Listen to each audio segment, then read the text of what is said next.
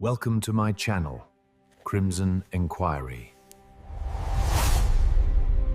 It was in the early autumn of 1891 when the affair of the copper mask first engaged the remarkable powers of my friend, Mr. Sherlock Holmes.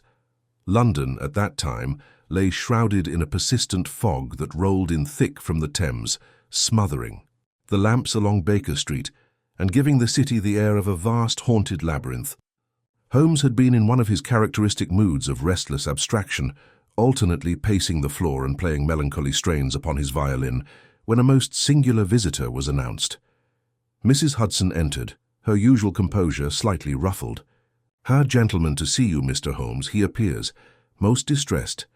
"Show him in, Mrs. Hudson," Holmes replied, setting down his bow and casting a quick glance toward me. "I dare say, Watson, our morning will not be wasted." The door opened to admit a tall, pale man of about 40, dressed in the sober black of a city solicitor. His gloved hands trembled as he removed his hat.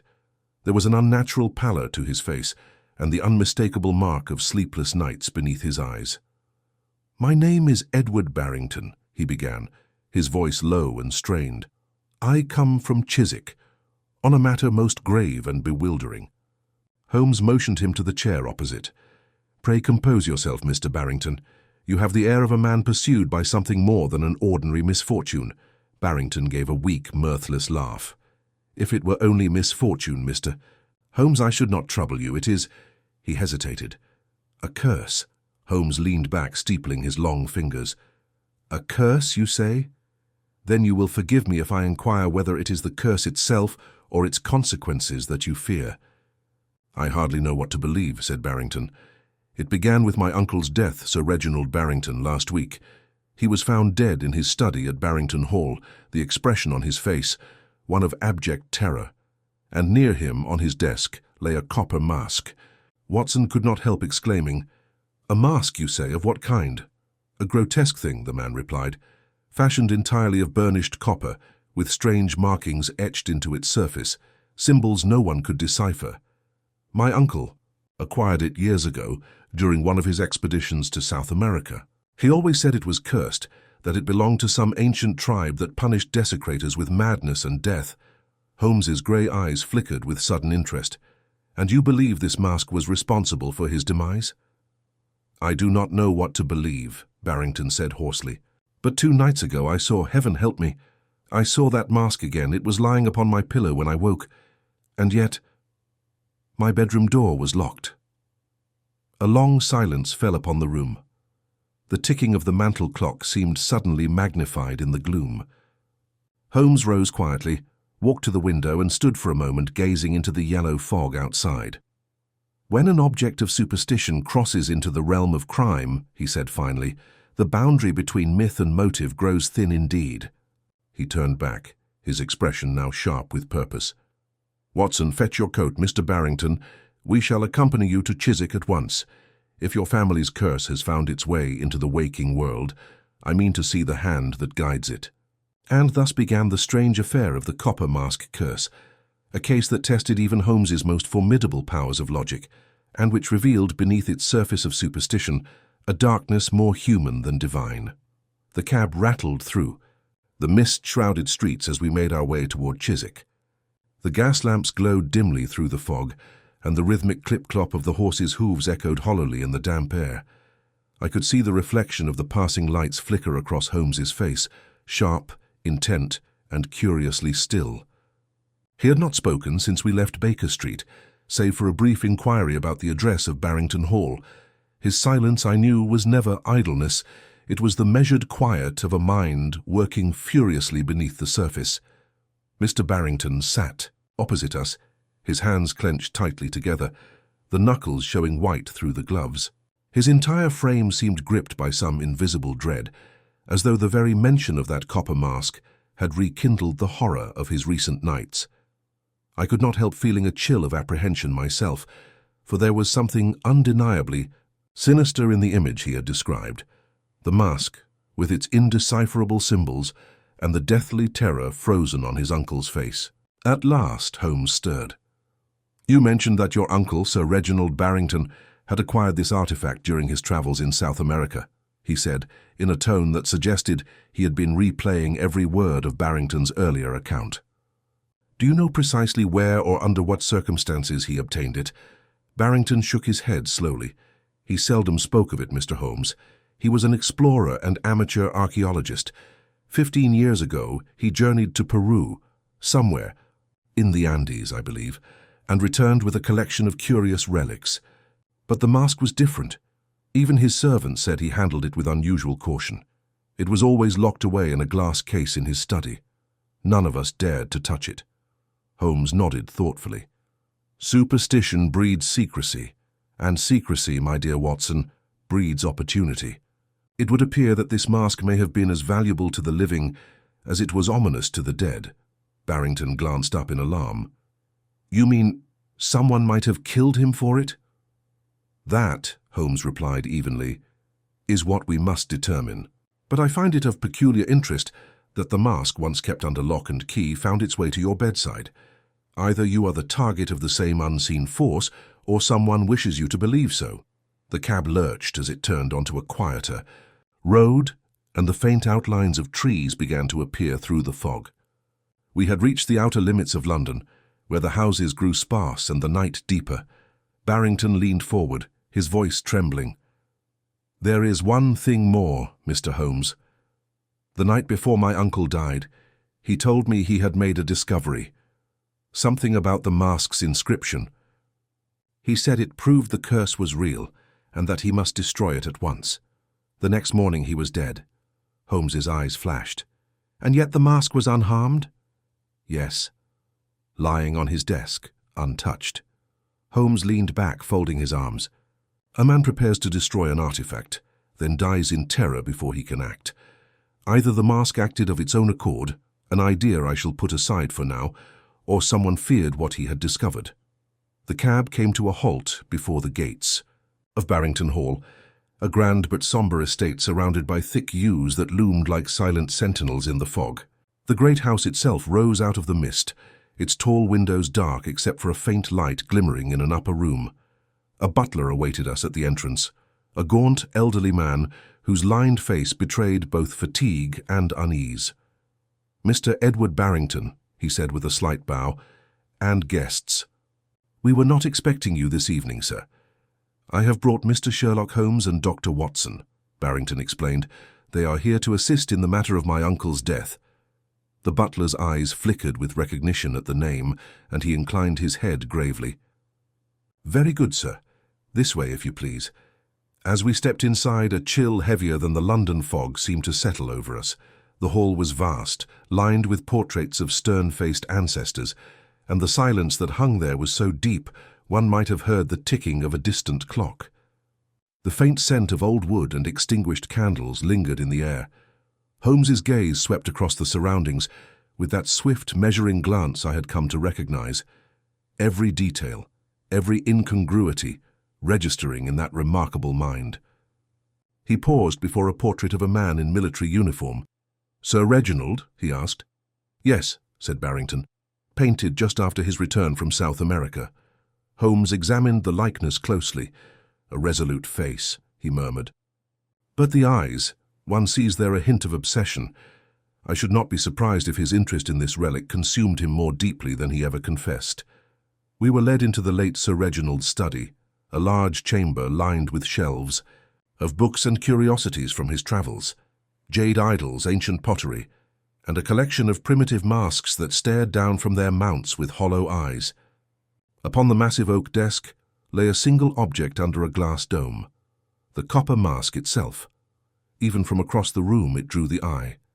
Its surface caught the light of the lamp with an eerie reddish gleam, and the strange symbols etched upon it seemed almost to shift as one looked.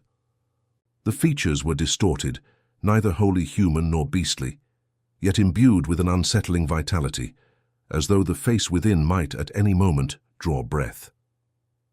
Watson, though I am no stranger to the grotesque in our investigations, I confess a shudder passed through me. It is a dreadful thing, I murmured. Holmes, however, approached it with calm detachment, Dreadful, yes, but not supernatural. Observe, Watson, the edges of the mask's interior bear minute traces of a dark residue, perhaps a metal oxide or some chemical compound. Mr. Barrington, has this object been examined by the police? Yes, said Barrington. Inspector Lestrade came, but found no evidence of violence. The death was attributed to heart failure, though the coroner remarked upon the expression of terror. Holmes drew a magnifying lens from his pocket and bent over the mask. Heart failure, perhaps, but terror has a cause, and causes leave traces.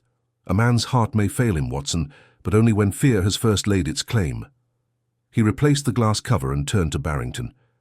Tell me, who else resides in this house? My cousin Lydia, Sir Reginald's ward, Mr. Fletcher, his secretary, and the servants, 6 in number. None of them, I am certain, would wish him harm.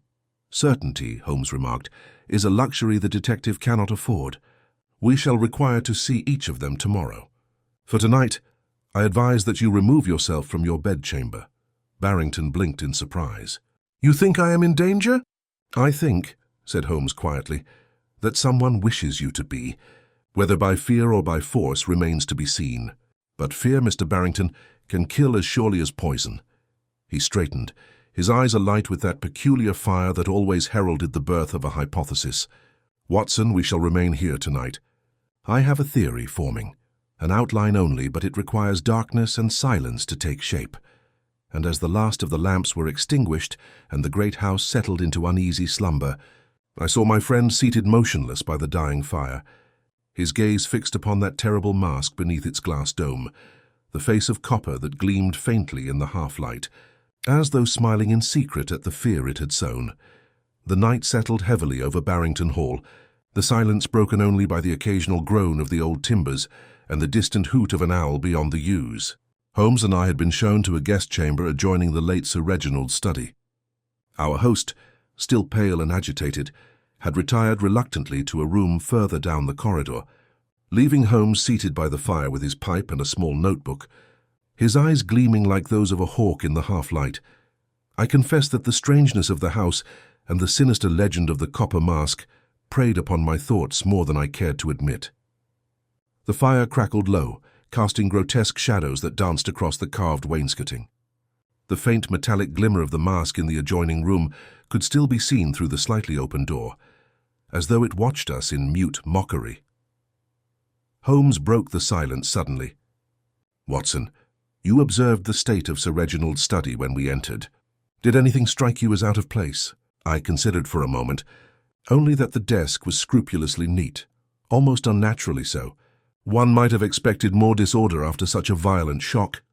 Precisely, said Holmes, tapping his notebook with a long finger. It was too orderly.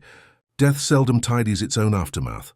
The arrangement suggests either that the room was tampered with after Sir Reginald's demise, or that he anticipated his death and took pains to conceal something before it occurred. You suspect someone entered the room afterward. I suspect everyone until proven otherwise, he replied calmly. But let us reason from what we know. Sir Reginald feared the mask, yet he did not destroy it immediately. He claimed to have made a discovery about it, a discovery which, had he lived to share it, might have dispelled the entire illusion of a curse. That discovery, my dear Watson, is the key to this business. He rose then, lit a candle, and motioned for me to follow. Moving silently, we crossed into the dim study.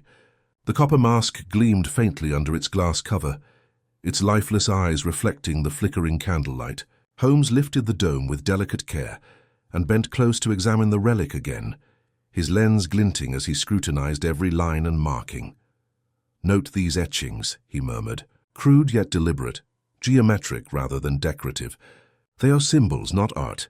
Perhaps some tribal script, I ventured. Undoubtedly. And if I am not mistaken, there is an unnatural uniformity to them, too precise for hand tools fashioned in the jungle. This was not made by the natives of Peru, as Sir Reginald supposed. This is a European imitation. The notion startled me. Then the curse? Manufactured, Holmes said softly. A fabrication designed to appear ancient and ominous. Observe also the interior. The rim bears traces of adhesive, a residue of something once affixed there. Perhaps cloth or padding, Whoever placed this mask in the old man's room did not intend to frighten him with mere appearance. He drew a thin metal probe from his pocket and gently touched the inner surface. A faint, almost imperceptible discoloration caught the light. Holmes brought the candle closer, then looked up sharply. "Mercury," he said. "There are traces of quicksilver here, Watson. A subtle but deadly agent when inhaled over time." I felt a chill pass through me. "Then it was murder!" Holmes replaced the glass dome and straightened. Yes, ingenious murder concealed beneath superstition. The mask was no idol of vengeance, but a weapon. The fumes of mercury vapor could have caused hallucinations, tremors, even madness. That, I fancy, accounts for the expression of terror on Sir Reginald's face. But who would commit such a crime, and why? "That is the second half of the puzzle," he replied, his gaze drifting toward the window where the fog pressed thickly against the glass. "We have the how. We must now find the who. It will depend, as it often does, on human motive, greed, jealousy, or fear. Let us observe our suspects before we theorize too much." He replaced his instruments and turned down the lamp. "We shall watch tonight. Something tells me this house has not yet revealed all its secrets." The hour was near midnight, when I was startled from a half-doze by a faint sound, a soft creak, like a footstep in the corridor. Holmes's hand was instantly on my arm, urging silence. He moved to the door and eased it open a fraction. The faint glimmer of a lantern danced upon the far wall. A figure moved stealthily toward the study. Holmes glided forward noiselessly, a shadow among shadows, and I followed at a cautious distance. The intruder, a man of medium build dressed in a dark robe, entered the study and paused before the desk. I saw him lift the glass dome and reach for the mask. At that instant, Holmes's voice rang out, sharp as a pistol shot. "Hold, sir. You will kindly replace that object." The man spun around, the lantern trembling in his grasp. His face, pale and lined, was one I had glimpsed earlier that evening, the secretary, Mr. Fletcher. For a moment he looked as though he might flee, but Holmes stepped between him and the door with astonishing speed. "What is the meaning of this?" Holmes demanded. Fletcher stammered incoherently. I heard a noise, sir. I came to see—" "Indeed, and you find it convenient to inspect the mask at midnight?" Holmes's tone was cold and cutting. "You were attempting to remove something from within. Shall I tell you what it was? A scrap of cloth, perhaps, impregnated with a poisonous compound." The man's mouth worked soundlessly, his face glistening with sweat. "I don't know what you mean," he gasped. Holmes's gaze was unrelenting. "Then you will have no objection to allowing me to search your quarters in the morning." Fletcher's eyes flickered with panic. "Search them if you like. You'll find nothing." Holmes inclined his head coolly. "We shall see." The man fled the room, nearly stumbling in his haste. Holmes watched him go, then turned to me with a grim smile. "His fear confirms what his words deny. Yet I do not think him the true architect of this plot. He is too clumsy, too easily startled. No, Watson, he acts at the bidding of another. Then there is more than one player in this affair, undoubtedly.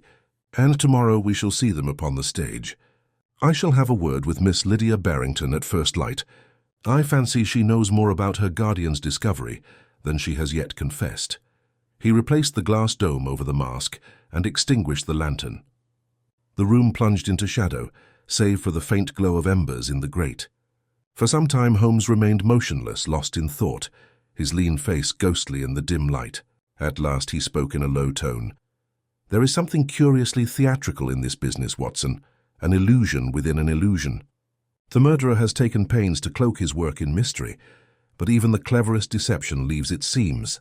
By tomorrow night I expect those seams will begin to unravel, and as the wind moaned softly through the chimney and the first hour of morning crept nearer, I could not shake the feeling that something unseen still moved within that house, a silent watcher, waiting for the next act in this dreadful play to begin." Dawn crept slowly over Barrington Hall, its pale light filtering through the mist and faintly illuminating the long corridor outside our room. The house, so still during the night, began to stir with muffled footsteps and the clink of distant crockery from the servants' quarters. Holmes had been awake for hours. I found him standing at the window, fully dressed, his keen eyes scanning the grey lawns beyond. The mask still rested under its glass cover in the study, but the memory of Fletcher's midnight intrusion lingered heavily in the air. "You slept, I trust, Watson?" Holmes asked, though his tone suggested he already knew the answer. Fitfully, I admitted. I could not shake the feeling that we were being watched. Holmes gave a slight smile. A sound instinct, and not without justification. Our midnight visitor will not remain idle after last night's interruption. The question is whether he acts from his own ambition or another's command. Today we shall find out. He turned briskly toward the door. Come, I've asked Mr. Barrington to assemble all the household members in the morning room. It is time we introduced a little daylight into their shadows. When we entered, the room was already occupied.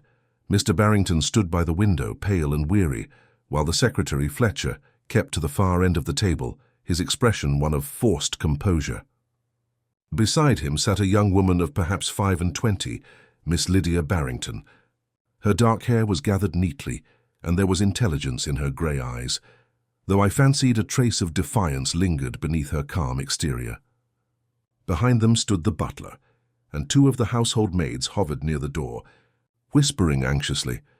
Holmes took his place at the head of the table, surveying them with that quiet authority which never failed to command attention. "Mr. Barrington," he began, "you have shown commendable courage in facing a matter which others might dismiss as supernatural, but we are now in the realm of fact. A man has died under mysterious circumstances, and someone in this house holds the key to his death." A murmur passed through the room. Fletcher shifted uneasily, while Miss Lydia raised her chin slightly. Holmes continued, "I do not accuse. I merely observe. The late Sir Reginald believed he had uncovered the meaning of the symbols upon the copper mask. I should like to know if any of you heard him speak of his discovery." For a moment no one replied. Then Lydia spoke, her voice clear though touched by sorrow. "He said something the day before he died, something strange. He told me the mask was not what it seemed, that its markings were a warning to the maker, not to the wearer. When I pressed him, he only said that the truth would ruin a reputation and refused to elaborate." Holmes's eyes brightened. "Indeed, that is of considerable importance. And you, Mr. Fletcher, did you hear him say anything similar?" Fletcher hesitated, his gaze darting briefly toward Lydia. "He was unsettled that evening. Spoke of destroying the thing, but I thought it another of his eccentric impulses. Sir Reginald often took fancies to these relics. I warned him not to handle mercury, as it was used in the cleaning of certain metals, but he would not listen." Holmes's attention sharpened. "You seem well informed about mercury, Mr. Fletcher. I studied chemistry at university before taking my position here. Sir Reginald often consulted me about his collections." Holmes nodded slightly, though I could see the flicker of suspicion behind his calm. "Quite so. And last night, when you attempted to examine the mask, you did so out of what motive?" Fletcher's composure faltered. "I was uneasy. I heard noises and feared someone might tamper with it again. I went to protect it." Holmes regarded him silently for a moment before turning back to the group. "Mr. Barrington, do you know of anyone who might profit by your uncle's death?" Barrington hesitated. "His estate was entailed, Mr. Holmes. I inherit the property, but Miss Lydia is the primary beneficiary of his personal effects and investments. Fletcher's position was secure under Sir Reginald's will." Holmes inclined his head thoughtfully. "Then we have 3 persons with varying interests, none purely financial, but all potentially entangled in the late gentleman's affairs." He paused. "Miss Lydia, you mentioned that your guardian said the truth would ruin a reputation. Did he indicate whose?" She hesitated, and I saw her hands tighten upon the table's edge. "No, only that it was someone close to him." Holmes's expression softened slightly, though his mind was clearly racing. "That, Miss Barrington, is quite enough for now." When the others had been dismissed, Holmes lingered by the window, watching the departing figures with deep concentration. "Watson," he said at last, "there is a drama within this house older than the mask itself. Guilt moves among them like a shadow. It clings but does not yet reveal its form. You suspect Miss Barrington?" I asked reluctantly. "I suspect the truth hides behind her reluctance, not her actions," he replied. "Her guardian's secret concerned a reputation, likely one tied to this household. Fletcher's attempt to recover the mask suggests panic, and Mr. Barrington's demeanor, nervous yet eager to see the mystery solved, may conceal more than simple fear." He stepped away from the window and lit his pipe. "Let us walk the grounds, Watson. Observation, even when the object appears mundane, often yields what interrogation conceals. Outside, the morning mist had begun to lift, revealing sprawling lawns and an overgrown garden that stretched toward the river beyond. The dew clung thickly to the grass, and the air carried a faint metallic scent. As we walked, Holmes stopped suddenly and crouched near a cluster of flattened reeds by the garden wall. "Footprints," he murmured. "Two sets, one heavy, one light. The heavier belongs to a man, the other to a woman. Both recent, within the past 12 hours. And here, note this impression on the wall, the smudge of reddish dust along the stone. Copper oxide, Watson. Someone carried the mask or an object related to it outside this house last night. But we saw Fletcher attempt to take it. Surely that explains—" "Fletcher's attempt was clumsy," Holmes interrupted. "This was deliberate. Look how the marks continue toward the river path. There is purpose here. We followed the faint trail until it vanished near a small boathouse by the water's edge. The door was locked with a rusted chain, but Holmes produced a small tool from his pocket and with a deft motion loosened it. Inside, the air was cool and damp. A faint odor of chemicals lingered. On a workbench near the wall lay a cloth stained with a dark substance and a half-empty vial labeled mercuric chloride. Holmes examined it briefly, his expression grave. "This, Watson, confirms our hypothesis. The mask was coated deliberately. The only question remaining is, who prepared it?" He turned, his gaze sweeping the dim interior. "We shall not find that answer here, but we have narrowed the field considerably. Fletcher had the knowledge, Barrington the fear, and Miss Lydia the secret. The truth lies in the intersection of all three." As we stepped back into the daylight, Holmes paused, his eyes fixed upon the mist curling over the river. "The stage is nearly set, Watson. But before we name the actor, we must see the final scene played. Tonight I intend to unmask the author of this so-called curse, and I fancy the copper mask itself will take a hand in the revelation." The wind stirred the reeds, carrying with it a faint, hollow echo that might have been mistaken for a sigh. And as we turned back toward the looming house, I could not escape the uneasy conviction that the true danger still waited within its walls, patient and unseen, until night returned to claim its silence once more. We returned to the house in thoughtful silence. The discovery by the river had confirmed Holmes's suspicion that the mask had been deliberately prepared as a weapon, yet the identity of the culprit remained shrouded in ambiguity. Within those old walls, truth and deceit mingled too closely for comfort. I could sense the weight of tension hanging over the household. Servants whispered in corners, and each of the principal residents seemed to move as though conscious of unseen eyes upon them. Holmes, however, appeared invigorated. He requested that breakfast be served in the study, declaring that the company of the copper mask, however unpleasant, is necessary for clear thought. When we entered, I noted that the mask had not been disturbed since the previous night, though Holmes's gaze lingered upon it with renewed scrutiny. As we ate, Holmes questioned Barrington further, his tone casual yet calculated.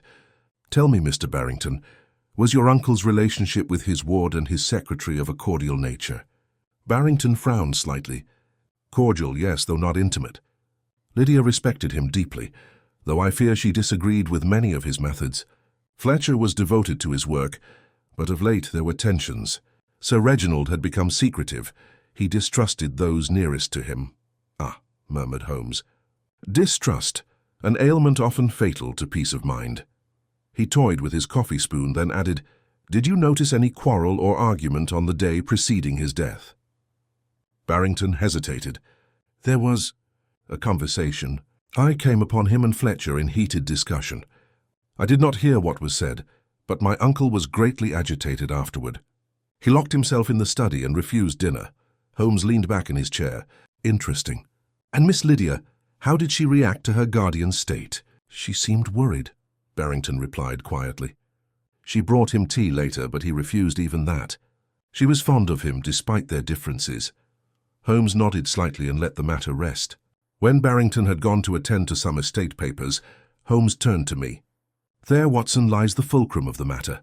Agitation, secrecy, and the introduction of a deadly compound. The mask is but the instrument. The motive is buried within the hearts of those who lived beside it." He rose abruptly and began to pace. "Fletcher's chemistry background places him near the means, but I doubt he conceived the plan.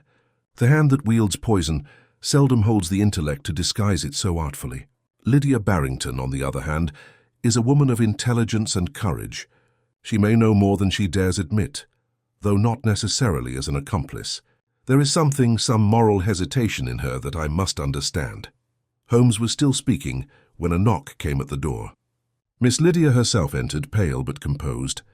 "Mr. Holmes," she said softly, "I have been thinking about what you asked this morning. There is something I must show you." Holmes gestured courteously. "You have our full attention, Miss Barrington." She stepped forward and placed a small leather-bound journal upon the desk. This was my guardian's private notebook. I found it hidden behind a false panel in his cabinet. I have not read beyond the first page. Holmes opened it with great care, scanning the pages rapidly. The entries were written in a precise but uneven hand, growing more erratic toward the end. The first half contained notes on antiquities, sketches of symbols and fragments of translations. Then the tone changed abruptly. Phrases such as "betrayal from within" and "the mask is no relic, it is a message" stood out sharply amid the scrawl. "Fascinating," Holmes murmured. "And here, Watson, observe this passage dated 2 days before his death. The mark is not Peruvian but European, Florentine in origin. The symbols conceal initials, the maker's shame disguised as myth." He tapped the page lightly. "Florentine craftsmanship, copperwork of the Renaissance. This artifact was no jungle relic but a forgery of European hands. The so-called curse was fabricated to mask a fraud." Lydia's brow furrowed. "Then my guardian was deceived?" "Precisely," said Holmes. "He must have realized he had been the victim of a falsehood, perhaps one that implicated someone he trusted. That knowledge, Miss Barrington, was fatal."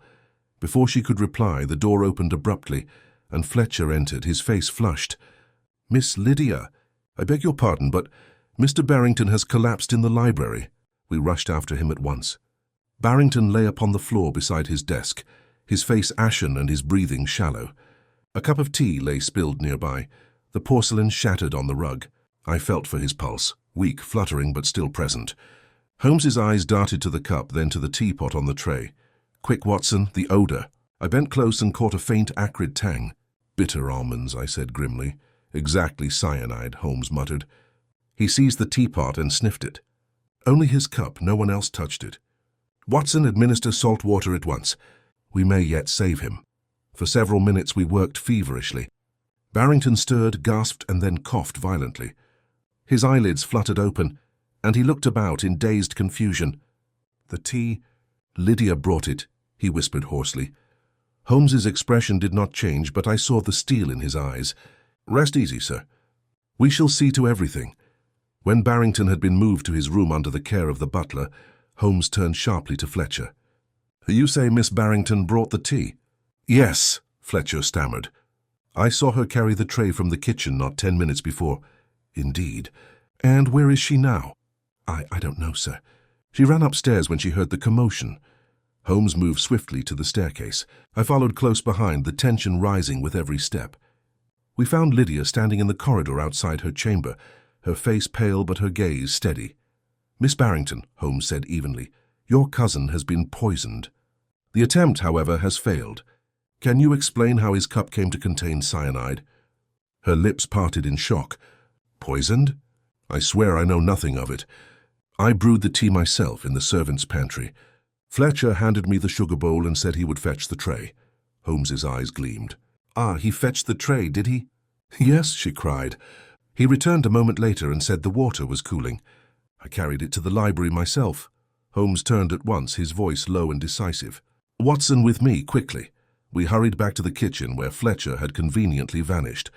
Holmes's gaze swept the shelves until he found a small bottle half hidden behind a row of spice jars. He uncorked it, sniffed, and nodded grimly. "Potassium cyanide. The same used by chemists for metal cleaning. Precisely Fletcher's domain." The sound of hurried footsteps in the corridor drew our attention.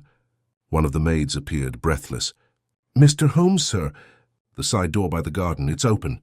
"Mr. Fletcher's gone." Holmes set the bottle down and strode toward the door. "Gone, yes, but not far. A man who flees in haste leaves a trail." The morning fog had thickened again, curling low over the lawns as we emerged.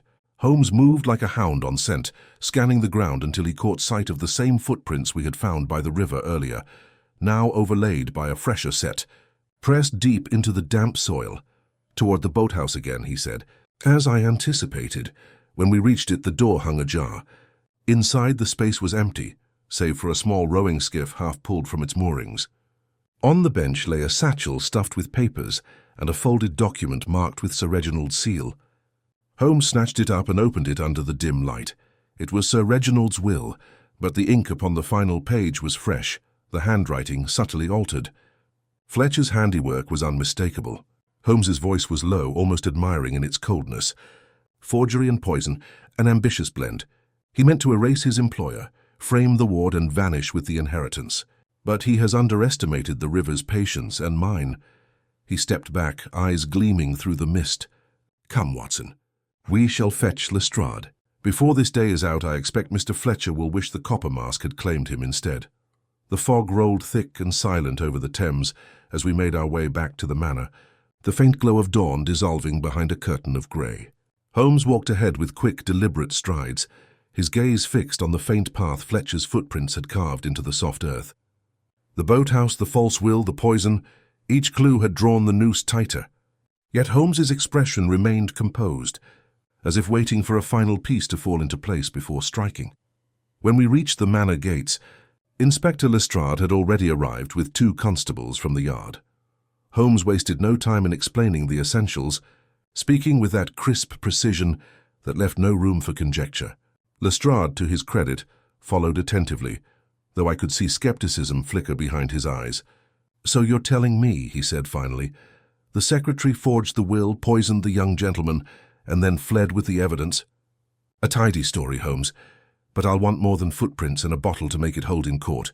Holmes gave a slight smile. "Quite so, Lestrade. Fortunately, I never travel without my proof." He gestured for us to follow him into the study, where the copper mask still sat gleaming upon the desk. "This, my dear Inspector, is where Fletcher's undoing began. He believed it to be a mere artifact, a trinket that might serve as pretext for his employer's demise. But Sir Reginald discovered its true origin, and that knowledge threatened Fletcher's elaborate deceit. Holmes turned the mask so that the morning light caught its inner surface. Observe minute traces of a crystalline powder along the nasal ridge. Arsenical compound, Watson? I examined it through my lens and nodded. "Undeniably so. Exactly. Fletcher first tested his poison here, thinking the mask's legend would cloak his crime beneath superstition. But when his master began to suspect fraud, Fletcher shifted his design. The forged will, the disguised inheritance, the attempt on Barrington, each step a desperate measure to preserve his secret." Lestrade frowned, studying the artifact as though it might suddenly confess. "And how, pray, do you intend to catch him now?" "He's likely half a mile down the river." Holmes reached into his coat pocket and produced a small scrap of paper. "On the contrary, I rather think he is coming to us. This, Watson, was in the satchel beside the forged will." He handed it to me. It was a telegram receipt, addressed to a name unfamiliar to me, G. Carraway, Dockside Inn, Southwark, and bearing a message time-stamped scarcely 2 hours earlier. "Depart at dawn. Bring the second mask. Payment secured." Lestrade gave a low whistle. "Second mask?" "Indeed," said Holmes. "A twin piece, most likely the original relic from which Sir Reginald's was copied. Fletcher was no isolated forger. He was working with others, perhaps even under orders. The Dockside Inn is a convenient meeting point for such exchanges. So if we move swiftly, we may intercept him before his associates take alarm." Lestrade signaled to his men. And within minutes we were on our way, the horses' hooves striking a rhythmic urgency against the cobbles. The mist clung to the city like damp gauze, and the chill wind carried the faint scent of smoke from the river barges. Holmes sat beside me, silent and absorbed, his eyes half closed but his mind evidently racing ahead of the carriage. When at last we drew near Southwark, the sun had begun to break through in pale streaks. The Dockside Inn was a squalid, 2-storied structure, leaning precariously against the wharf. Lestrade stationed one constable at the rear and another near the main road, while Holmes and I approached through the narrow alley that bordered the river. Through a cracked window pane, we saw Fletcher seated at a corner table, a heavy satchel at his feet. Opposite him sat a man of lean build, his features obscured by the brim of his hat. The stranger's hand rested casually upon the table, but I noticed, as did Holmes, the faint glint of metal beneath his sleeve. Holmes leaned close and whispered, "Watch the door, Watson." "If the exchange begins, we move," we waited. The clock behind the bar struck 9. Fletcher produced a folded parcel from his satchel and slid it across the table. The stranger examined it briefly, then reached into his coat. Holmes's voice rang out sharply, cutting through the dull clatter of the room. "That will do, gentlemen." The man sprang to his feet, hand darting for his weapon, but Holmes was already upon him. I followed, overturning a chair in the rush. The revolver clattered to the floor, and within moments Lestrade's constables were through the door. Fletcher struggled vainly, shouting incoherent denials, but Holmes seized his wrist with such force that the forged document fell from his grasp. "Enough theatrics, Mr. Fletcher," Holmes said coldly. "The game is over.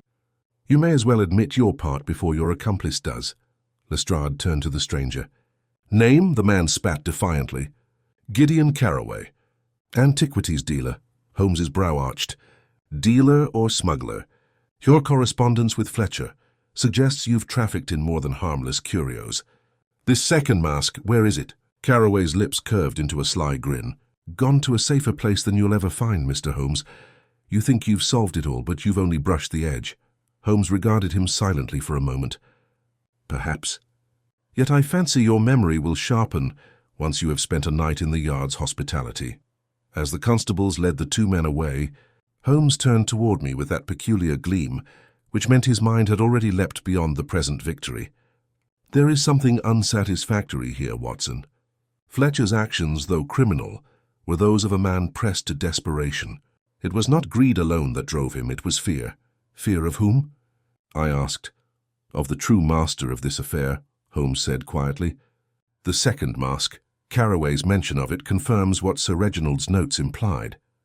These artifacts were not independent frauds. They were part of a larger scheme. Each mask hides not merely poison, but information, symbols concealing a cipher." He drew from his pocket the page he had torn from the late baronet's journal. "The Florentine origin, Watson. It speaks of an artist who crafted emblems for a secret order in the 16th century. These masks are coded records, not mere ornaments. Someone has gone to great lengths to retrieve them. Then Carraway? A pawn like Fletcher. The true player remains unseen." Holmes's voice softened, thoughtful. "It would explain Sir Reginald's terror in his final days. He must have deciphered enough of the cipher to realize what he held. And perhaps he left us a fragment of that knowledge, hidden somewhere even Fletcher failed to find."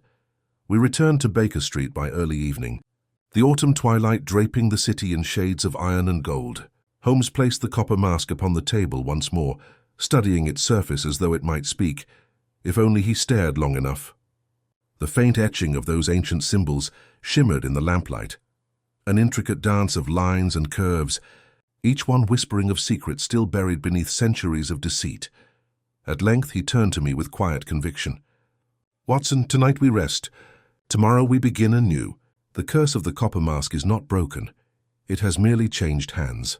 The lamplight burned low in Baker Street that evening, casting a golden haze upon Holmes's instruments and the many scattered papers that now littered our sitting room. Outside, the fog had thickened into a near impenetrable wall, muting the sound of the carriages that rattled distantly along Marylebone Road. Holmes sat hunched at the table, sleeves rolled back, magnifier in hand, the copper mask before him like some unholy relic demanding his total devotion. For nearly an hour neither of us spoke. I watched as he traced the etched markings with a fine quill dipped lightly in chalk, revealing the pattern that had so intrigued him. Gradually lines emerged, intersecting symbols that formed what seemed an indecipherable tangle of geometry. Holmes leaned back at last, his pipe glowing faintly as he exhaled a long contemplative stream of smoke. "It is not a random design, Watson," he murmured. "It is a cipher, as I suspected. See how these angular cuts repeat in regular intervals, 3s and 7s always paired. There is intention here, a mind behind the metal." I rose to inspect the mask more closely. But how could such a cipher be concealed in an ornament? Surely it must have been meant for a very particular audience. "Precisely," said Holmes. "And that audience, I fancy, was not native to the Peruvian jungles nor even to modern Europe. No, this is the work of an Italian artificer, perhaps from Florence itself, who had reason to encode knowledge within an object of devotion. The 16th century, Watson, was rife with secret societies. The Order of the Silent Star, the Rosicrucians, the alchemists, all sought to hide their discoveries from prying eyes. He tapped the table thoughtfully. Sir Reginald must have realized as much. He deciphered part of the message before he died, and that discovery sealed his fate. Fletcher was only the knife, not the hand that guided it. Then the question becomes, whose hand? Holmes gave a short nod. Just so. The name Carraway is but one mask among many. Behind him stands a far more calculating intellect. He crossed to his desk and drew out a sheet of paper on which he had copied the telegram recovered from Fletcher's satchel. His long, pale fingers hovered over the last phrase. Bring the second mask. Payment secured. That word, Watson, secured, is curious. It implies a third party, a patron who guarantees the transaction, someone wealthy enough to commission such artifacts and dangerous enough to demand their recovery by any means. Holmes's eyes narrowed and his voice lowered to a near whisper. There is one man in London capable of that, one whose fingers reach into every antiquarian circle, every secret sale of relics and manuscripts that the law cannot touch. I understood at once. You mean Professor Moriarty? Holmes inclined his head slightly, his expression unreadable. It is conjecture at this stage, but the pattern fits his method perfectly. A web of intermediaries none aware of the full design, each serving a single purpose. Fletcher's forgery financed the acquisition, Carraway arranged the exchange, and both believed themselves free agents. Yet both answered, perhaps unknowingly, to the same invisible master. He turned abruptly and began to pace, his thin frame taut with restless energy. If Moriarty seeks the second mask, Watson, it must be for what the cipher reveals. I suspect it points to more than a mere hoard of treasure. There are references in Sir Reginald's notes to an illumination of copper and blood, a phrase I dismissed as poetic nonsense at first, but now— He stopped by the window, gazing into the swirling fog. Now I wonder if it conceals the coordinates to something older and infinitely more perilous. Before I could speak, there came a sharp knock at the door. Mrs. Hudson's anxious face appeared a moment later. Beg pardon, Mr. Holmes, but there's a gentleman downstairs asking to see you. Says it's urgent. He won't give his name. Holmes's eyes flashed. Show him up. Moments later, a tall, nervous man entered the room, his coat damp from the fog. His dark hair was disheveled, his complexion drawn and pale. "Oh, you are Mr. Sherlock Holmes?" he asked, his voice trembling slightly. "I am," Holmes replied, motioning to the chair opposite him. "Be seated, sir. You appear to have travelled in haste." The man obeyed, casting uneasy glances toward the copper mask. "That thing," he muttered. "I knew I would find it here. Fletcher spoke your name before he fled. You must help me, Mr. Holmes. They are watching me even now." Holmes steepled his fingers. "And who are they, precisely?" The stranger swallowed hard. "The Brotherhood of the Copper Eye. I was once part of them, at least enough to know what that mask means. It is no mere ornament, but a key. The two masks together reveal the location of something buried long ago beneath the catacombs of Florence. Sir Reginald found part of the code, and when he refused to sell it to them, they—" He broke off, his voice shaking. "They sent Fletcher to silence him." Holmes leaned forward, eyes glittering. "And this Brotherhood, who leads it?" The man hesitated. I never saw his face. He was always referred to as the architect. He deals only through agents, but his influence stretches far. There were whispers that even Professor Moriarty feared to cross him. Holmes's lips tightened. "Indeed. Then we are dealing with a most formidable adversary." The man shifted uneasily in his chair. "You must understand, I came to warn you. They know you have the mask. If you do not give it up, they will come for it before the night is out." Holmes rose, moving to the mantelpiece with deliberate calm. "Then we shall be ready for them. Watson, kindly lock the front door and extinguish the lamp by the window. If our visitors prefer darkness, we shall grant it them." Within minutes, the sitting room lay in near blackness, save for the faint glow from the hearth. Holmes opened a concealed drawer and removed his revolver, placing it beside the copper mask on the table. His demeanor was composed, but I recognized the keen tension in his movements, the same quiet readiness I had seen before a dozen perilous encounters. For an hour we waited, the silence broken only by the slow tick of the clock and the faint rustle of the fog outside. Then at last came the sound, soft, deliberate footsteps upon the stairs. Holmes raised a hand, signaling for silence. The latch turned slowly, and a figure stepped into the faint glow of the firelight. Another followed. Both wore dark coats and masks of dull metal that gleamed faintly like tarnished bronze. "Good evening, gentlemen," Holmes said coolly. "You are, I presume, representatives of the Brotherhood." The taller of the two men stepped forward, his voice low and steady. "We have come for the mask, Mr. Holmes. Hand it over and no harm will come to you or your companion." Holmes's reply was quiet but iron-hard. "Unfortunately, I have grown rather fond of it. And as for harm, well, that remains to be seen." There was a sudden movement, a flash of steel in the firelight. I fired instinctively, the shot ringing through the room like thunder. The intruder fell back with a cry, clutching his shoulder. The second man turned to flee, but Holmes was faster. He seized him by the collar and sent him sprawling across the carpet. When Lestrade burst through the door moments later, summoned by a discreet message Holmes had dispatched earlier, the room was a scene of chaos. One man lay groaning, the other cursing furiously as the constables dragged him to his feet. Holmes stood over them, calm and immaculate, his revolver still smoking faintly. "Take them both to the yard," he said crisply. "We shall question them at daylight. The game has deepened, Watson, but we have drawn our first glimpse of its players, and somewhere, perhaps in Florence itself, the true architect waits to see how far we will follow his design." As the door closed behind the prisoners, Holmes turned to the copper mask once more. Its hollow eyes seemed almost to mock us, reflecting the flicker of the dying fire. "This is no longer a mere investigation, my dear Watson," he said softly. "It is a duel of intellects, and the opening move has just been played."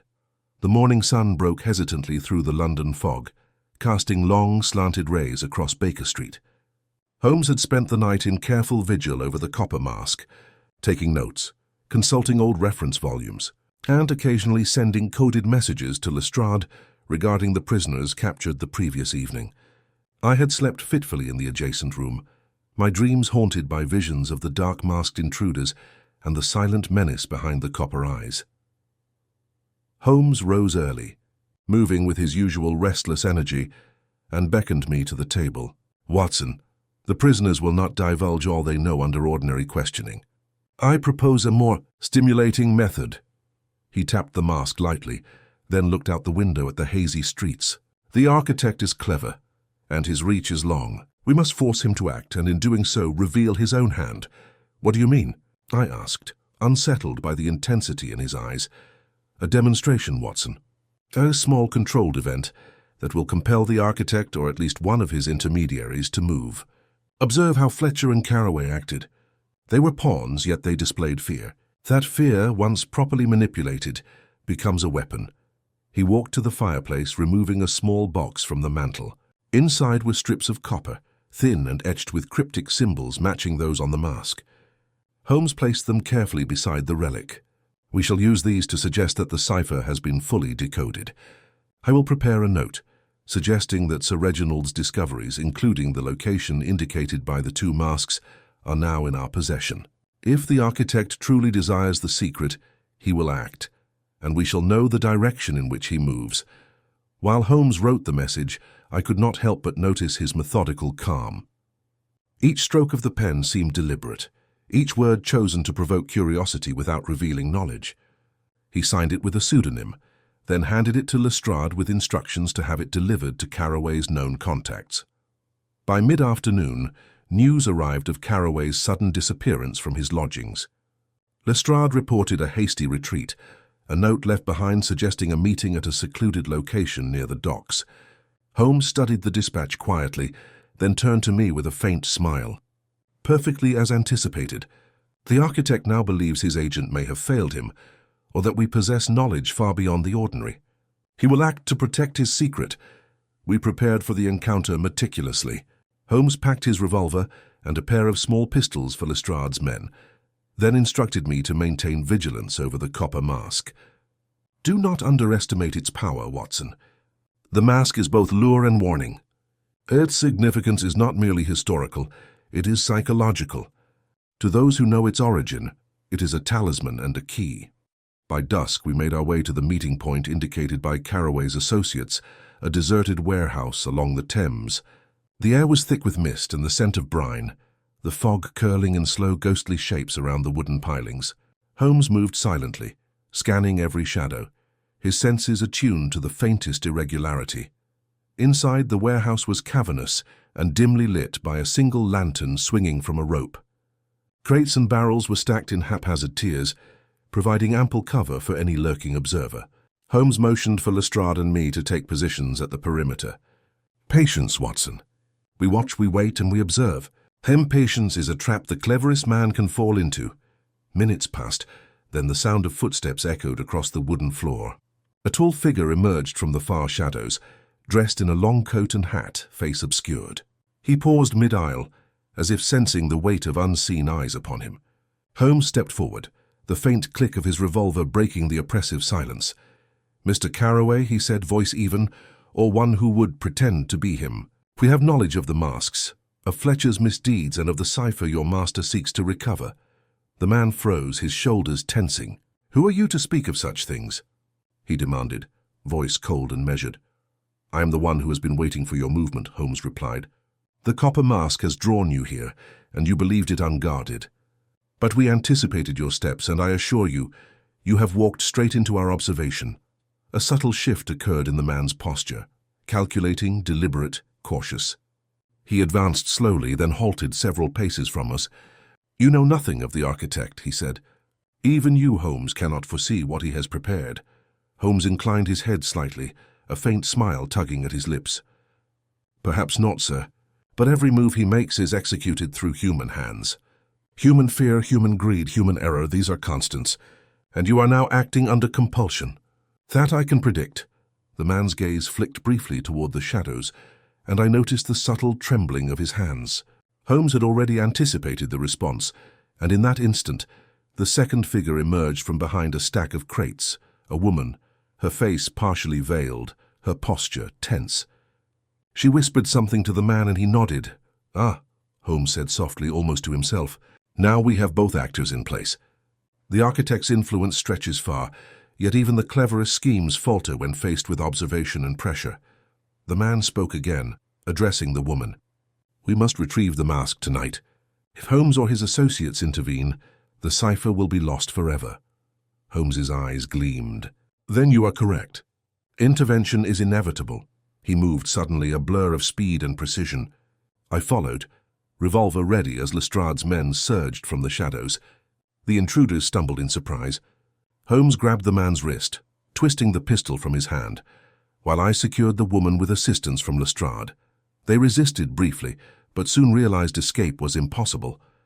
Holmes's voice was calm yet commanding. "The game is over. Cooperate, and you will face justice with minimal complication. Resist, and you will learn how precise our anticipation can be." The man finally slumped in resignation.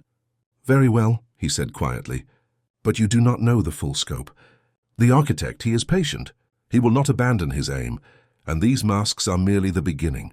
Holmes's expression remained unmoved. "Patience, sir, is a virtue only if it serves understanding. The architect underestimates us, and now, thanks to his own urgency, we have caught those who serve him. That is a start." We secured the two prisoners and prepared for the journey back to Baker Street. Holmes held the copper mask carefully, as though it were a living thing capable of whispering secrets. I glanced at him, sensing the rare intensity that had always marked his greatest challenges. "This, Watson," he said quietly, "is no ordinary case. Fletcher and Carroway were but the first moves. The architect remains unseen, but his impatience will betray him. We must be ready, and soon the final act of this drama will demand our full attention." As the fog thickened around the wharf, the river glinting faintly in the lantern light, I could not shake the sense that Holmes was not merely anticipating an event, he was orchestrating a confrontation that would reveal not only the architect's hand but the hidden truth Sir Reginald had died to protect. The copper mask, silent and gleaming, seemed to pulse with the weight of the secret it concealed, promising that the climax of this perilous investigation was yet to come. The following morning brought with it a brittle chill, the kind of sharp, penetrating cold that makes one feel every breath twice as heavy. Holmes was already at his workbench when I descended from my room, his eyes fixed on the copper mask as though it were a living puzzle. The prisoners from the docks had been taken by Lestrade to Scotland Yard, and though their capture marked progress, Holmes remained restless. "Watson," he said without turning, "the night has yielded information, yet it is but a fragment. The architect's network is far more extensive than Carraway admitted. Fletcher acted in desperation, Carraway in obedience, yet both movements were orchestrated to test our vigilance. They wished to see what we could achieve in their absence, and I fear we passed the examination too well for the architect's liking." I seated myself opposite him. "Then our next step." Holmes allowed a faint smile. "Observation and patience coupled with a display of controlled revelation. The cipher within this mask is, as I now believe, not merely numerical or symbolic, but geographic. Sir Reginald's last entries hinted at locations linked by subtle angles and measurements, the ancient waterways, the alignment of historic monuments, and finally, the River Arno itself. Whoever controls this knowledge possesses access to a fortune or a secret lost for centuries." He tapped the mask lightly. "It is more than mere curiosity, Watson. It is power, and power, if left unchecked, attracts ambition and cruelty in equal measure. We must proceed with caution. Our first step was to consult the fragments of the cipher Sir Reginald had left." Holmes spread the pages on the table, matching them carefully to the etchings on the mask. "Note here," he said, pointing with a slender finger, "the repetition of the triangular symbol adjacent to the Roman numerals. This is not coincidence. It is a key, threefold and aligned with longitude and latitude, adjusted for the Florentine calendar of the 16th century. A precise calculation would place it somewhere in Italy, most likely Florence itself." I leaned closer. "And the other symbols? The circular markings?" "They are coordinates, Watson, disguised as ornamentation. The mask was a map, or at least a pointer to one. Sir Reginald deciphered part, enough to know the treasures, or the secret's, general location. Fletcher understood enough to attempt theft, Carraway to retrieve it, but neither grasped the full scope. That knowledge is what we must acquire." Holmes rose suddenly, stretching with the languid precision that always signaled intense mental focus. "Watson, prepare for travel. I intend to visit Florence personally. Lestrade will maintain custody of the prisoners here. The copper mask must accompany me. It is, after all, the only key to this labyrinth of deceit." I hesitated, considering the gravity of such a journey. "And the architect? Are we certain he will not intervene?" Holmes's eyes gleamed. "He will attempt to, of course, but the shadows in which he moves are slower than our intelligence. By taking the initiative, we force his hand, and once he moves, we shall see the true measure of his skill." By midday, arrangements were made. Letters were dispatched, passports prepared, and our trunks packed with careful attention to both necessity and discretion. Holmes insisted on taking only what was required for the journey, avoiding unnecessary baggage that might attract scrutiny. I noted his precision with admiration and unease. There was no room for error in his calculations, and yet every step seemed rehearsed to the point of inevitability. The journey to Florence was uneventful, allowing time for reflection. Holmes spent much of it examining the mask under a magnifying glass, cross-referencing symbols with maps he had brought from London. "See here, Watson," he said one evening as the train rolled through northern Italy. "The triangular symbols align not only with known Renaissance sites, but also with subtle deviations in street patterns, vestiges of older constructions buried beneath modern expansions. Our goal is not merely to locate a treasure chest, but to decode an ancient arrangement that has survived centuries." I could see the thrill in his eyes, yet a shadow lingered, a faint tension that belied even his enthusiasm. "And the prisoners? Carraway and Fletcher? Do you fear their associates will attempt to intervene?" Holmes shook his head. "Carraway's influence is limited to local networks. Fletcher was desperate and reckless. The true threat lies in the architect himself, who has thus far remained invisible. He will not confront us directly in a foreign land unless provoked. And we, Watson, will ensure we provoke him only under controlled circumstances." By late afternoon we arrived in Florence, the city bathed in the soft golden light of early autumn. The narrow streets, bustling markets, and aged stone buildings created an immediate sense of history, a living palimpsest upon which our investigation would now be inscribed. Holmes moved with purpose, weaving through alleyways and piazzas, cross-referencing the mask's etchings with the layout of the city. Our first stop was the Uffizi Gallery, which Holmes believed contained one of the key points indicated in the cipher. "Observe, Watson," he said, leading me through the quiet halls, "how the orientation of certain frescoes and the alignment of supporting columns reflect the symbols on the mask. There is intentionality here, a message hidden in plain sight. Sir Reginald recognized it. The architect is aware of it, and now we must confirm its meaning." We traced each symbol carefully, noting that some markings corresponded to specific floors and gallery rooms, while others seemed to point beyond the walls of the museum, toward bridges and plazas that bore architectural echoes of the Florentine Renaissance. Holmes's excitement grew with each discovery. "Watson, this is exquisite, an intellectual treasure hidden within urban design. The masks are guides, and the architect seeks to control their interpretation. We, however, shall navigate them with greater clarity." As night approached, we found ourselves in the Piazza della Signoria, standing before the imposing Palazzo Vecchio. Holmes examined the final triangular mark on the mask, holding it up against the facade. "The last coordinate, Watson. Note the subtle reliefs in the masonry. They form a pattern consistent with the final clue Sir Reginald recorded in his journal.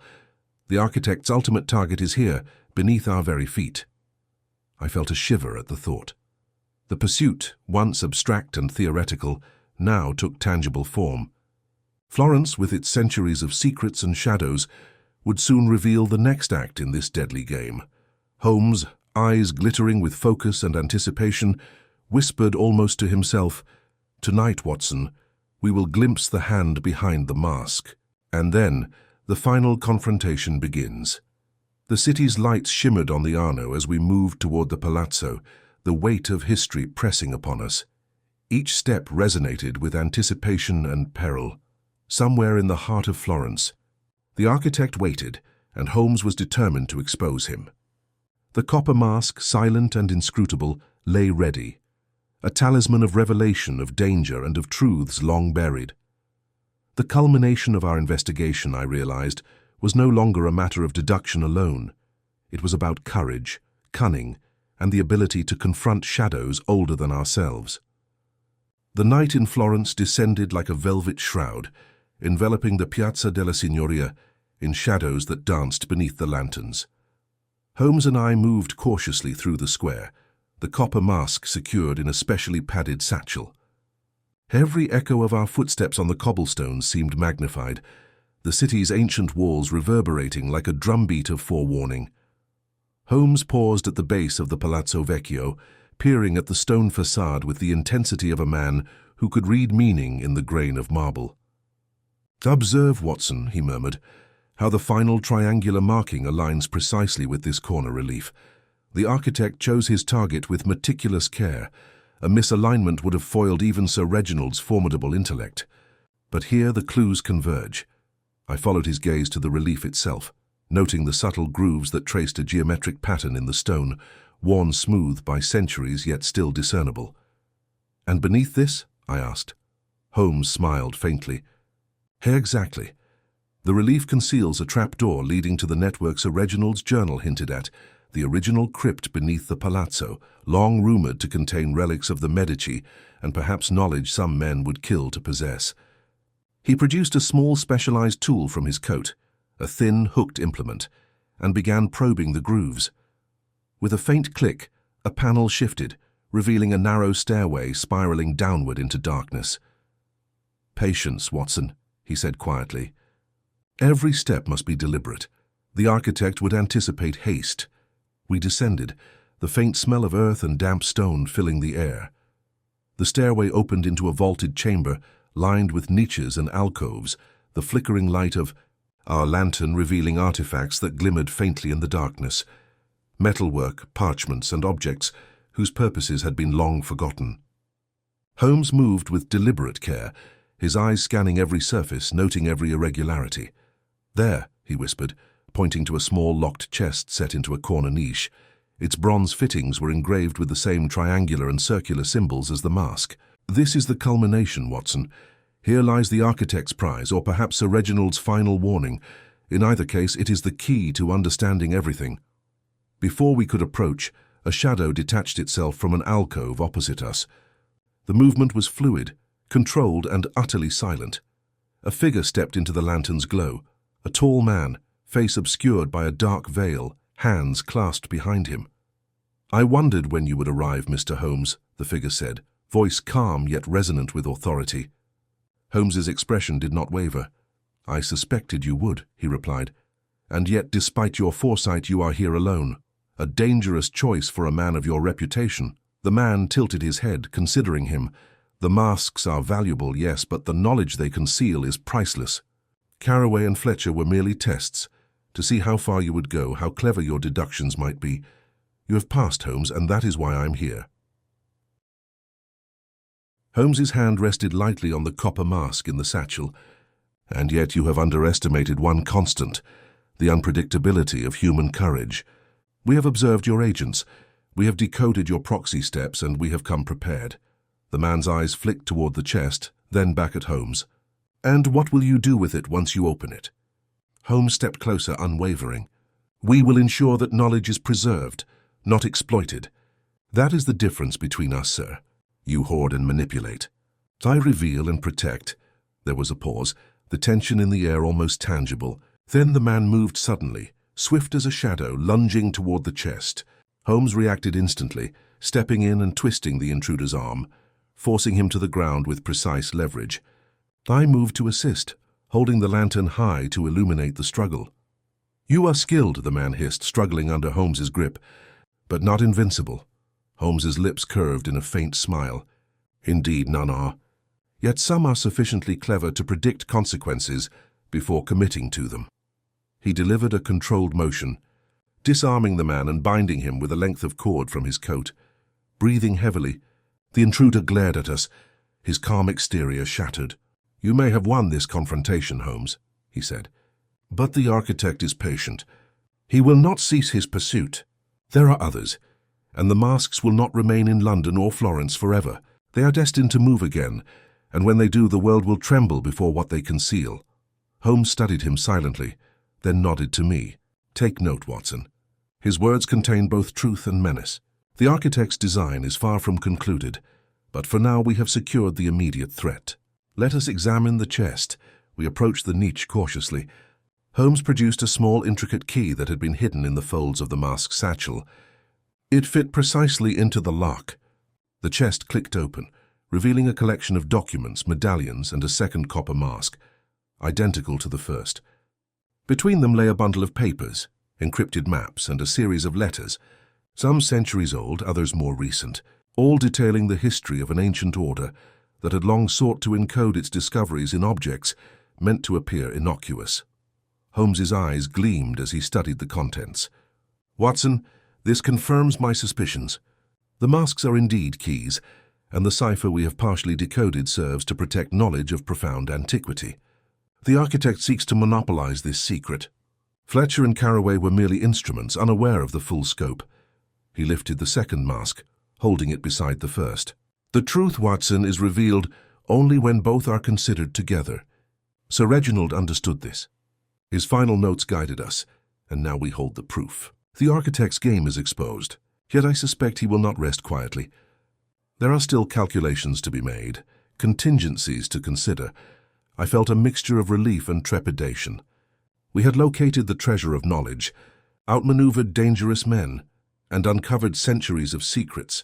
Yet Holmes's calm demeanor suggested that the true challenge, the confrontation with the architect himself, was only beginning. Holmes placed the masks carefully back into the satchel. "For now, Watson, we have achieved clarity. We have seen the culmination of Sir Reginald's discovery and thwarted immediate threats. But mark my words, this case, like all intricate designs of human ambition, is not yet complete. The architect may retreat, but he will plan, and when he moves, we must be ready." As we ascended the stone stairs back into the cool night air, Florence lay serene, illuminated by the soft glow of lanterns. The piazza was quiet, the only sound the distant flow of the Arno. Holmes paused, glancing back at the palazzo, his gaze steely. "History conceals many truths, Watson. Tonight we have uncovered some, but others remain. The copper mask is more than metal. It is the embodiment of a puzzle, a legacy, and a warning. And it is far from finished. I realized then that the adventure which had begun in London, with a mysterious mask and a series of deaths, had now expanded into a web of history, secrecy, and danger that reached beyond anything we had imagined. Florence had revealed the first full measure of its secrets, yet the architect, invisible and calculating, remained at large. Holmes's mind, already leaping ahead, was clearly considering the moves yet to come. The night air carried with it both the scent of the river and the faint promise of further intrigue. And as we prepared to leave the piazza, I knew that the conclusion of the copper mask's mystery, though tantalizingly near, was still just one chapter in a far larger game, a game that would test Holmes's unparalleled intellect against an adversary whose patience and cunning matched the depths of human ambition itself.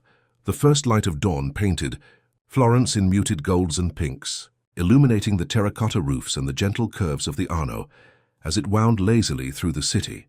Holmes and I moved cautiously through the quiet streets, the copper masks safely secured in the satchel he carried with meticulous care. The night's events in the Palazzo Vecchio had revealed the immediate players in the conspiracy, yet Holmes's restless energy suggested that the true confrontation, the one with the architect himself, was still to come.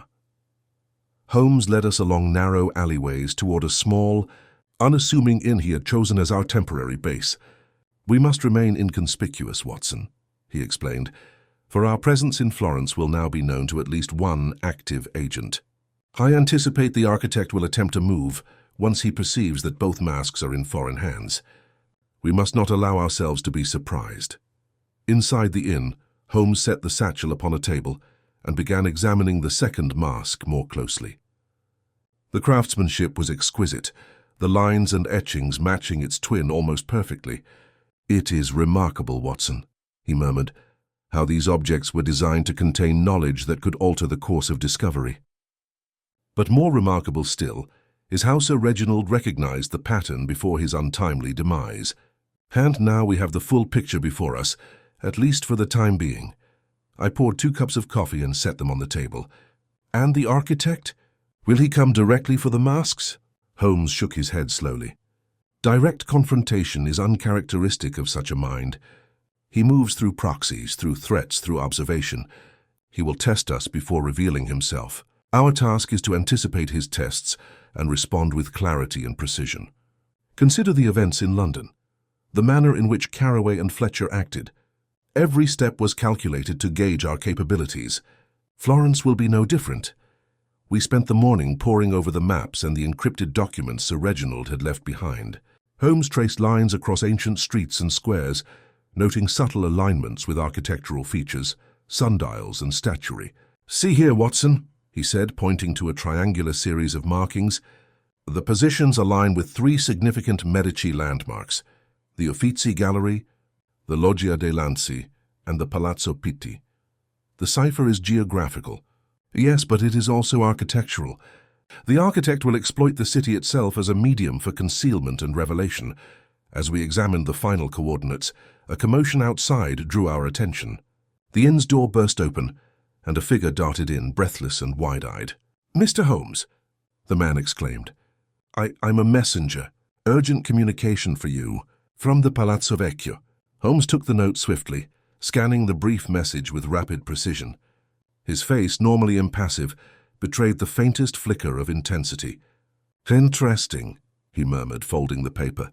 "An urgent message from Carraway's associates, perhaps prompted by our capture of his men. It seems the architect is aware that we now possess both masks."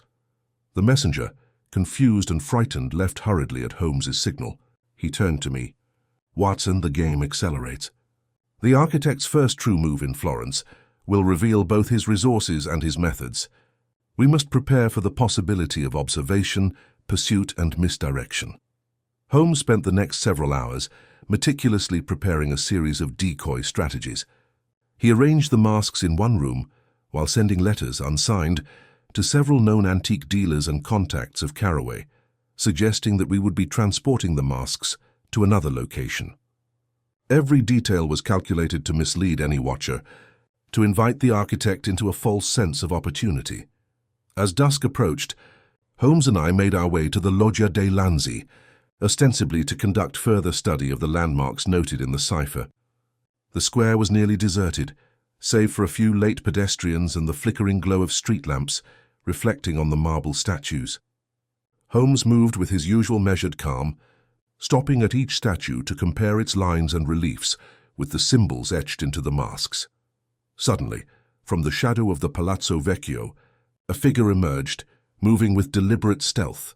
Holmes tensed imperceptibly, his gaze narrowing. "Watson," he whispered, "observe carefully." He tests our response before making a direct approach.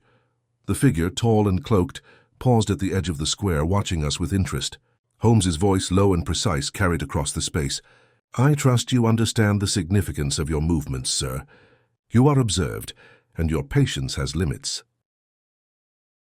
The man stepped closer, revealing a mask similar to those we had secured, though its details were darker and more severe. "Holmes," he said, voice carrying an unsettling calm, "you have moved admirably. But do you truly comprehend the breadth of what you hold? The knowledge in your possession is not merely valuable, it is dangerous. One misstep, and the consequences will extend far beyond Florence." Holmes did not flinch. "Danger is inherent in knowledge as in action, but your warnings are noted. If your purpose is negotiation, speak plainly." "If it is intimidation, it will fail." The masked man inclined his head slightly. "A negotiation, then. The architect wishes only to ensure that the masks and the cipher do not fall into hands that would misuse them. He proposes an exchange, an opportunity for mutual safety, provided you comply." Holmes's lips curved faintly. "And if I refuse?" The figure's voice remained steady. "Then he will act to reclaim what is his, regardless of the cost to observers. Your ingenuity has delayed him, but he is patient. You are merely part of a much larger sequence, one that he controls almost entirely." Holmes studied the man carefully, noting every nuance, every hesitation, every micro-expression that might betray intent. "I see," he said finally. "You speak truthfully of his reach, but not of his limitations.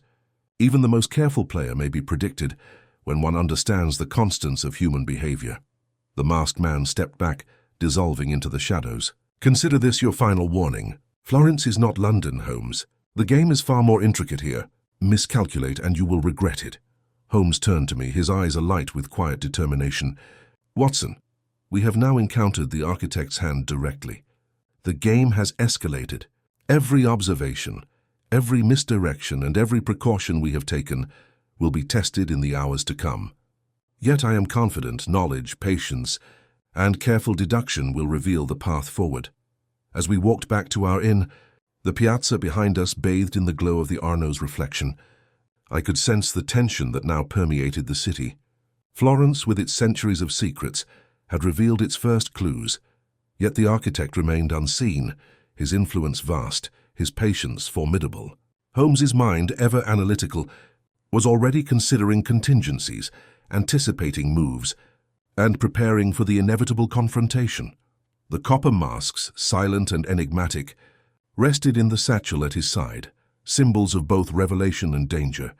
And I knew as we ascended the narrow stairs to our room that the culmination of the case was approaching. Every step, every decision, and every observation would soon converge in a final, decisive confrontation with a foe as cunning as any Holmes had ever faced. The next hours, I sensed, would determine not only the fate of the masks, but the balance between intellect and ambition itself. The following morning, Florence awoke under a pale, misty sun, the streets still slick with the memory of an overnight drizzle. Holmes moved with purposeful energy through the narrow alleyways toward the Palazzo Pitti, mask satchel in hand, his eyes scanning every doorway and window with meticulous attention. "We have been observed," he said quietly, "and now the architect will attempt a more decisive move. Patience is the only shield, Watson, for his reach is long and his cunning profound." We entered the square at the rear of the palace, a secluded courtyard overlooked by stone balconies and ornamental statuary. Holmes gestured toward a narrow passage that led to a hidden service entrance. "Our entry must be subtle. The architect relies on surveillance, both human and mechanical. We shall not give him the satisfaction of anticipation." Inside, The corridor opened into a vast gallery of chambers, each lined with relics and paintings whose value and significance extended far beyond their immediate beauty. Holmes moved carefully, tracing the lines of the masks against the positioning of statues, columns, and architectural details. "Observe, Watson," he whispered, "how the triangular and circular motifs converge here. The architect has designed a path that mirrors the cipher itself. Step carefully. One misalignment and the entire scheme may be compromised." As we advanced, a faint creaking echoed behind us. Holmes halted instantly, his hand gripping my arm, eyes narrowing. "Patience," he murmured. "Not every sound requires action, but one must be prepared." From the shadows, a figure emerged, thin and lithe, dressed entirely in black. The faint glint of a blade caught the lantern light. Holmes moved like a shadow himself, intercepting the figure with precise timing. A brief struggle ensued, quick, silent, resolved with Holmes's characteristic efficiency. The assailant, subdued, revealed a small note tucked into his sleeve. A single word written in precise angular script. "Tonight." Holmes's lips pressed into a thin line. The architect has chosen to act directly, or at least to indicate the timing of a decisive maneuver. "Watson, we must prepare for confrontation. The puzzle, until now cerebral, will soon become perilously physical." We retreated to a small chamber within the palazzo, securing the masks and reviewing the cipher one final time. Holmes's attention to detail was relentless. "The positions of the two masks, relative to the city landmarks, form a triangular triangulation that indicates a final location," he said, pointing to the map. "All previous events, the agents, the decoys, the warnings, were designed to test our perception of this triangulation. The architect underestimates our capacity for deduction." Hours passed as we awaited nightfall. The city grew quieter, the lamps flickering along the Arno, and Holmes's vigilance did not falter. Every creak, every shifting shadow was noted, catalogued, and assessed. "The architect is patient, yes," Holmes murmured. "But even patience is finite when one's goal is immediate and tangible. He will act soon." As darkness settled fully, we moved toward the final coordinate, a secluded section of the Bobberley Gardens, where ancient walls and statues provided natural concealment. The air was cool and damp, the scent of moss and stone mingling with the faint perfume of late-blooming flowers.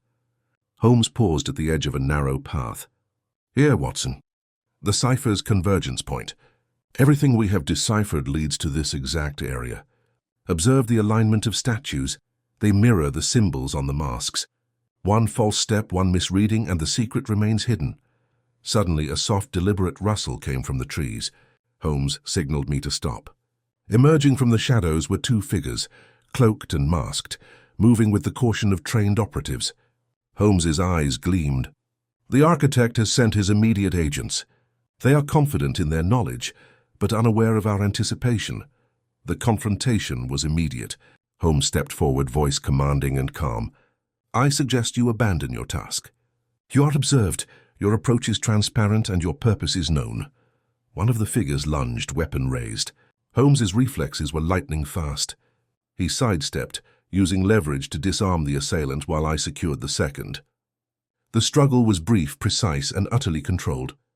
The two men, now restrained, glared at us, fury and frustration mingling with the realization of their failure. Holmes retrieved the masks and held them aloft. "Observe, Watson, the culmination of design, intellect, and foresight. The architect's plan, though intricate, has been anticipated at every turn. These masks are more than artifacts. They are symbols, keys, and warnings. Their significance extends beyond wealth or curiosity. They reveal the patterns of human ambition, ingenuity, and treachery." The restrained agents muttered protests and threats, but Holmes's calm was unshakable. "Your master, the architect, believes control is absolute. He underestimates the combination of observation, deduction, and courage. His reach is long, yes, but not infinite. The truth, when approached with care, is inexorable." We secured the agents and contacted local authorities discreetly, ensuring that Florence would remain free of immediate intervention. Holmes's mind, however, was already turning to the next phase: interrogation, analysis, and understanding the full extent of the architect's intentions. Holmes and I returned to our temporary inn, the masks lying safely before him. He studied them intently, running his fingers along the etched symbols. "Watson, These objects are not merely historical curiosities, they are lessons in human design, patience and cunning. The architect is formidable, yet the constants of human behavior, the predictable patterns of fear, desire, and intellect, remain accessible. By understanding these, we can anticipate his next move. I poured a cup of coffee, sitting in silent admiration as Holmes catalogued our discoveries. "Do you believe he will strike again?" I asked. Holmes's eyes, reflective and intense, met mine. "Undoubtedly. But he will act according to the patterns he assumes we cannot discern. And that, Watson, is precisely where he errs. Knowledge is power, yes, but understanding is mastery.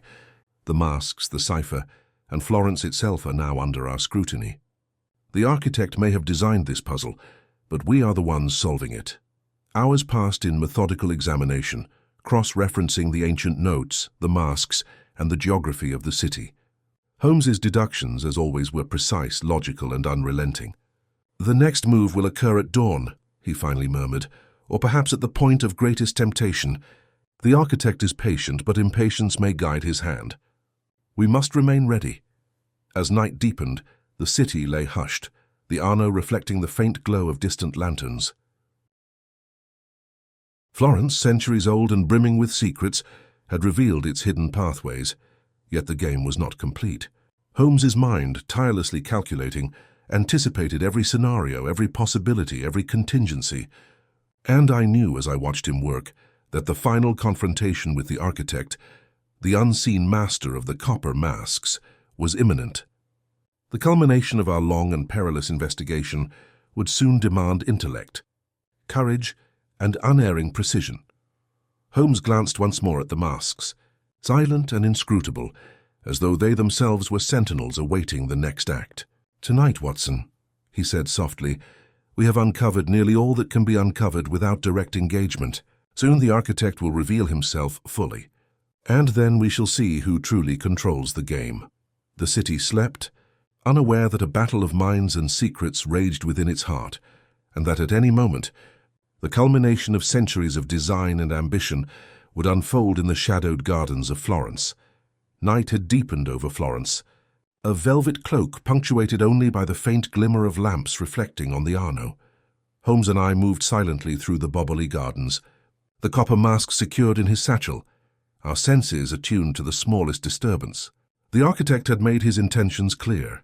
He would act, and we would witness the culmination of his meticulous, centuries-old plan. Holmes's expression was tense yet controlled, his mind already several steps ahead of what lay before us. We reached a secluded area, a small terrace overgrown with ivy and shadowed by cypresses. The symbols on the masks corresponded perfectly to the arrangement of statues here, the alignment of pedestals and reliefs forming a pattern that mirrored Sir Reginald's cipher. Holmes knelt to examine the ground, brushing away moss and debris until a faint outline of a hidden hatch became visible. "The final stage, Watson," he whispered. "This is where the architect intended the revelation, or perhaps the trap." A sudden rustle behind us made both of us pivot. From the shadows, a figure emerged, unmistakable now, the architect himself. Unlike his agents, his presence was commanding, deliberate, and unnervingly composed. His face was partially hidden beneath a dark hood, but his voice carried unmistakable authority. "Mr. Holmes, I had hoped our paths would cross before you unraveled the final secret." Holmes stood slowly, placing the masks carefully on a pedestal. "Your patience is admirable," he said, "but even patience must bow to observation and reason. You have orchestrated a long game, yet your own miscalculations, fear, overconfidence, reliance on proxies have betrayed you." The architect's eyes gleamed from beneath his hood. "Do you imagine yourself in control? The masks, the cipher, the locations, they are all pieces of a puzzle you cannot fully comprehend. You have retrieved artifacts and observed agents, yet the pattern is far larger than you perceive." Holmes's fingers traced the etchings on the mask. "I perceive enough. The masks are keys, yes, but their purpose is not to grant power to one man. It is to preserve knowledge. You have sought dominion over it, yet dominion alone is not understanding. An understanding, sir, is the one constant you cannot control in others."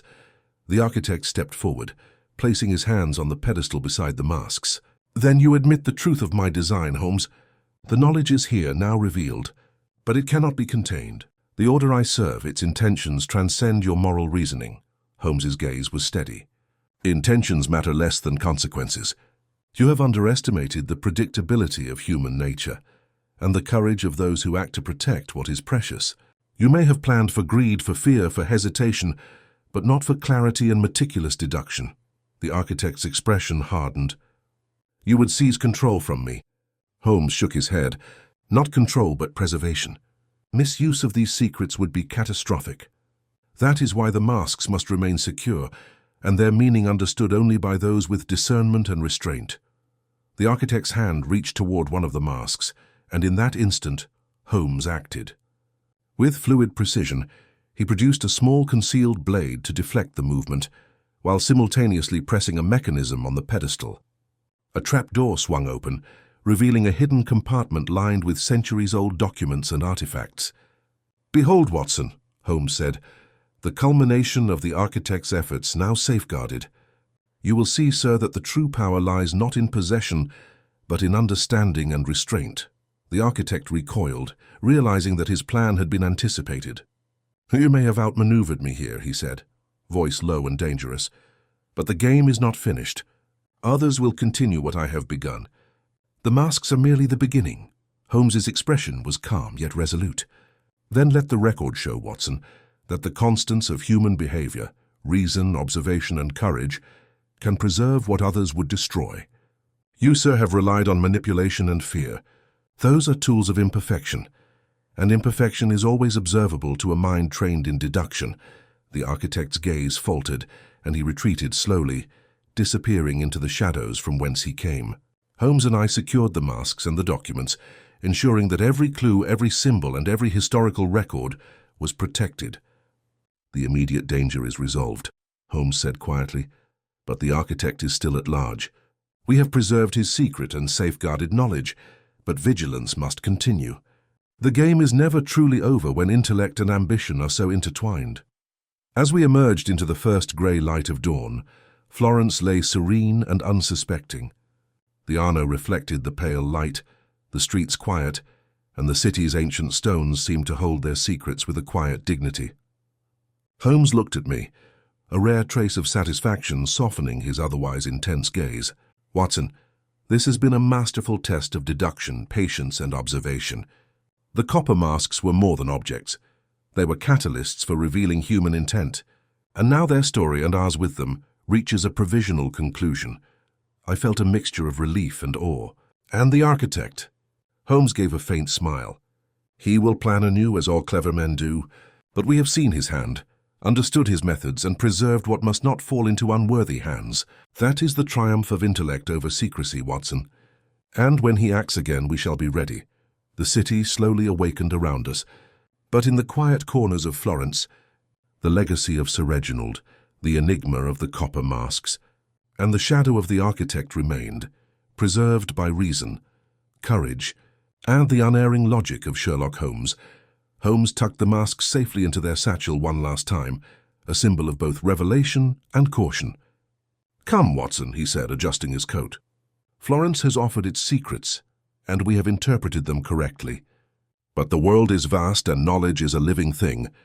There are other cases, other enigmas, and I suspect, Watson, that our work is never truly complete. And so, with the first sunlight glinting upon the Arno, we departed the gardens, leaving the city and its ancient shadows behind, carrying with us the triumph of intellect, the preservation of knowledge, and the certainty that the game of deduction, perilous, intricate and endlessly fascinating, would continue. As all true mysteries must in the hands of Sherlock Holmes, ChatGPT can make mistakes. Check important info.